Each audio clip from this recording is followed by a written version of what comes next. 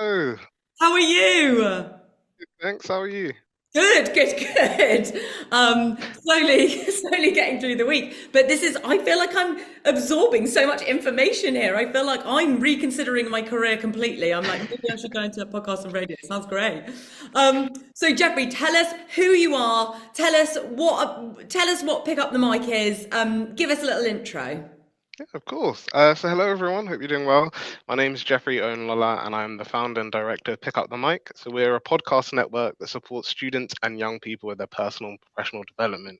So we sort of look at both sort of like career aspects and employability, but we also know for a lot of young people, they might be interested in following their passions. So we also discuss the world of gaming, anime, and sci-fi and fantasy, and sort of exploring businesses that operate in those areas, but also sort of how those link to wider topics such as diversity, equity, and inclusion.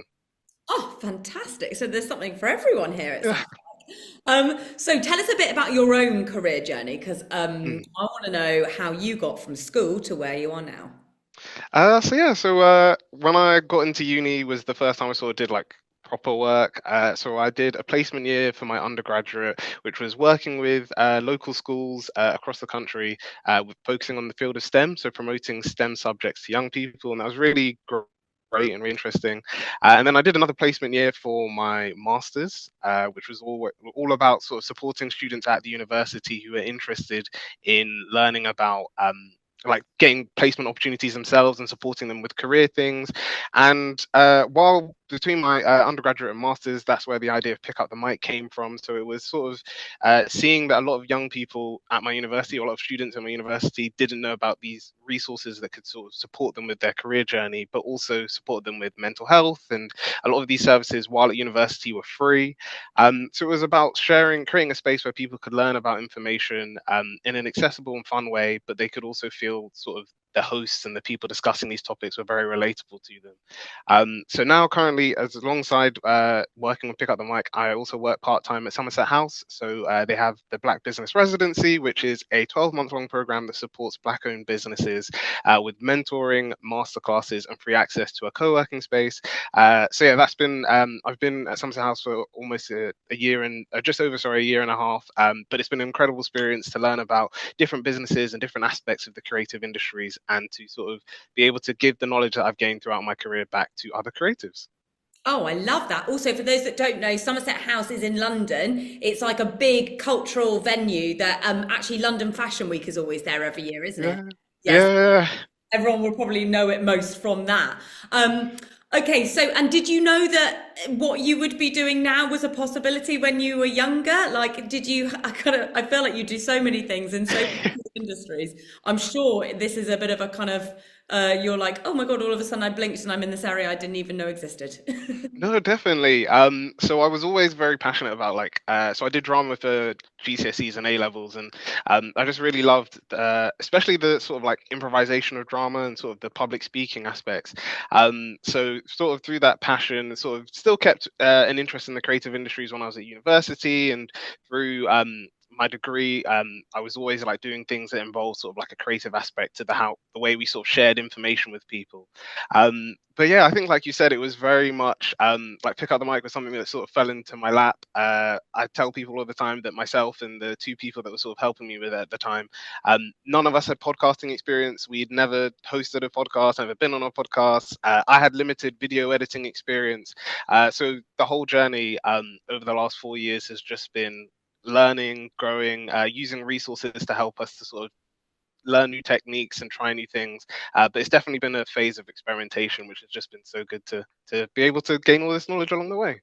Oh, I love that. And so just sharing with the young people watching now, you just mentioned a couple of the skills that you do need for podcasting, like video editing, but you can learn these things on your own.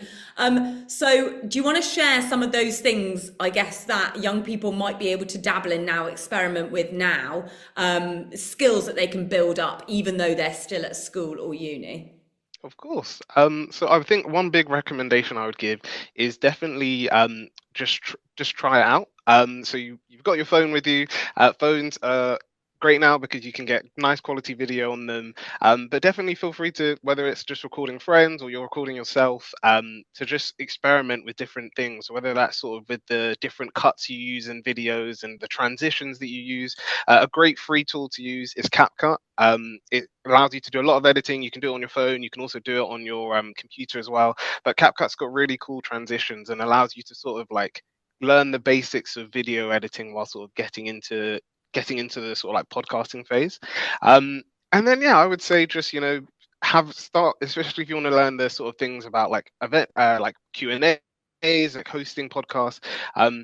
Definitely feel free to just have a conversation with friends or family, because you might find that naturally there's a subject that you or your friends or your family are very passionate about speaking about, and that can help you to sort of come up with this sort of, like I mentioned, drama being like super useful with the improvisation. So I'm sure you'd agree, Sam, that sometimes with coming up with questions on the spot, sometimes it's always good to have that sort of like creativity and thinking about what questions you could ask guests and being very reactive to the conversation. But yeah, I would say that those are two sort of like, especially while you're at school, definitely utilize those two resources.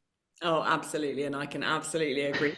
The questions thing has caught me out a couple of times on national Geographic, I can tell you.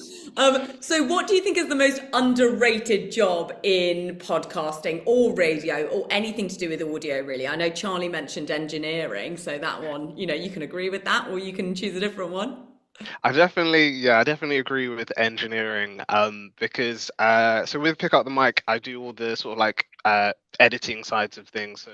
Uh, so I know like how difficult it can be, whether it's with tech and you sort of do a podcast recording and then it turns out that someone's microphone wasn't working, or you're post editing, you're sort of like post production and you're trying to fix things with audio levels because there was a someone's mic wasn't connected properly and there was background noise and things like that.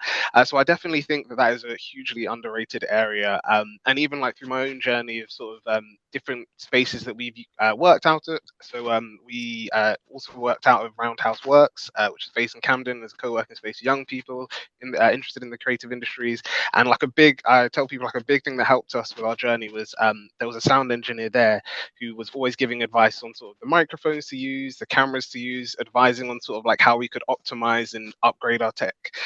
He also gave recommendations on tools that we could use to sort of make the editing process a lot easier, because I think especially if you're starting out and you're sort of bootstrapping everything, sometimes you can feel that you have to sort of like invest a lot of money into these resources. But he gave a lot of really useful advice on sort of like what you could do for the time being, and then as the podcast grows, what you could potentially look to invest into. But yeah, I would say definitely sound engineers, it's an underrated job, but it's a job that without them, podcasts wouldn't be as good as they are today. I completely agree. I always get a bit obsessed with sound design when it Mm. comes to, podcasts. I love a good podcast with like, a track behind it or like a bird Yeah. sounds and stuff. That fascinates me. I love it. Okay, so and tell us a bit more about Pick Up the Mic. Like, what can you do, I suppose, for the young people watching, not even necessarily in the podcasting or radio world? Tell us a bit more about how it can help the young people. So yeah, so Pick Up the Mic. We have a few things that we do. So we do workshops that with young people that sort of discuss things like networking and sort of even just breaking down podcasting to what are the different types of podcasts, how can podcasts bring in revenue.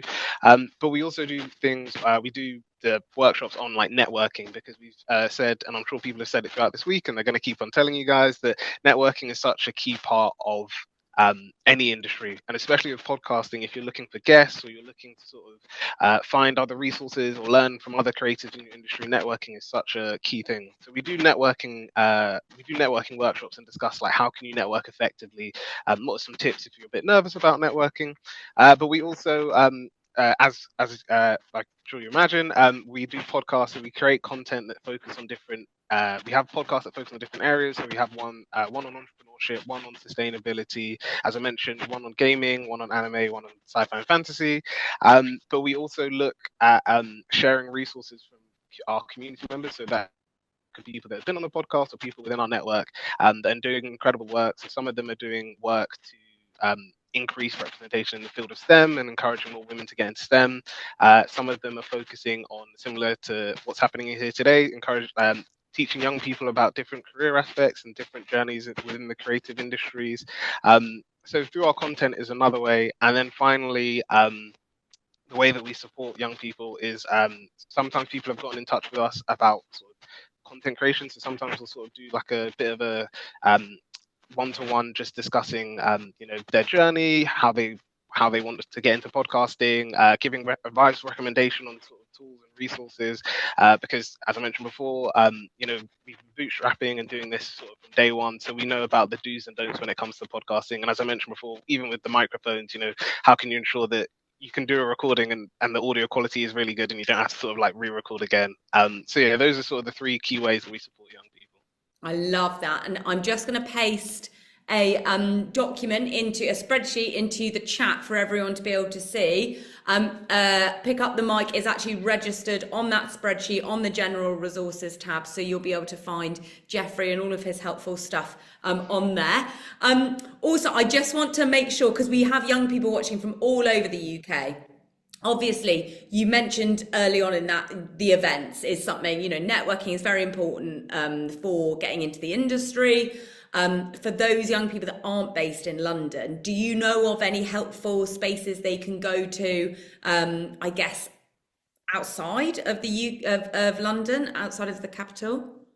Yeah, so I think one key recommendation, funnily enough, they were on the podcast, was so Creative Mentor Network. They do a lot of work to support young people, and they've got programs that they run with Soho House. I think one of them is based in Manchester, so they have a Manchester sort of program, and I believe off the top of my head, it's like a 16-week program that you get paired with a mentor, and you'll work with a mentor from a particular industry. So it's similar to the Careers Week today. It might be one in podcasting, one in journalism, but you'll work with that mentor, and then there's a graduation event at the end where you can showcase sort of like what you've achieved with your mentor and work together on. So I would definitely say that they're a good first sort of point of call.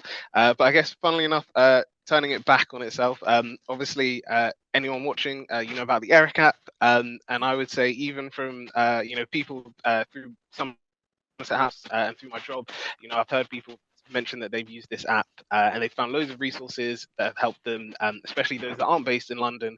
So I would say you're on the if you're on the call today, you're sort of on the right first step, because there's loads of opportunities here. Oh my God, Jeffrey, thank you so much. I was angling for a plug, but I appreciate it.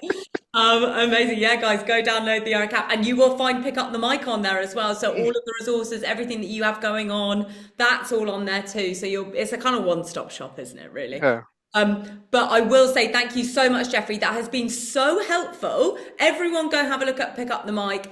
Make sure that you go there for information. Listen to all the podcasts. That's the most important thing. You'll pick up so much from that. And then you can go and actually action some of the stuff that you learn from listening. Yeah? Wouldn't you say? Fab. Yeah, 100%. Thank you so much, Jeffrey. It's been an absolute pleasure talking to you. I will drop you an email later. But I just want to say thank you so much for coming in. That's been really, really helpful.